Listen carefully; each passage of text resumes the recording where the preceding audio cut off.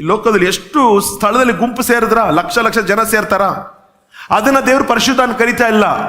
ದೇವರ ಆಲಯದಲ್ಲಿ ಕುತ್ಕೊಂಡಿರುವ ಈ ಜನರನ್ನ ನೋಡಿ ದೇವರು ಪರಿಶುದ್ಧ ಅಂತ ಕರೀತಾ ಇದ್ದಾರೆ. ಎಷ್ಟೋ ಸ್ಥಳಗಳಿದೆ ಲೋಕದಲ್ಲಿ, ಆದರೆ ದೇವರ ಆಲಯದಲ್ಲಿ ಬಂದು ಕುಳಿತುಕೊಳ್ಳುವ ಜನರನ್ನ ನೋಡಿ ದೇವರು ಪರಿಶುದ್ಧ ಅಂತ ಕರೀತಾ ಇದ್ದಾರೆ. ಅಲ್ಲಿ ನೋಡಿ, ಅಲ್ಲಿ ಜನ ಸೇರ್ತಾರೆ, ಅಲ್ಲಿ ಪರಿಶುದ್ಧ ಕರೆದಿಲ್ಲ. ಯಾಕೆ? ನೀವು ಪರಿಶುದ್ಧ, ನೀವು ಪ್ರತ್ಯೇಕಿಸಲ್ಪಟ್ಟವರಾಗಿದ್ದೀರಾ.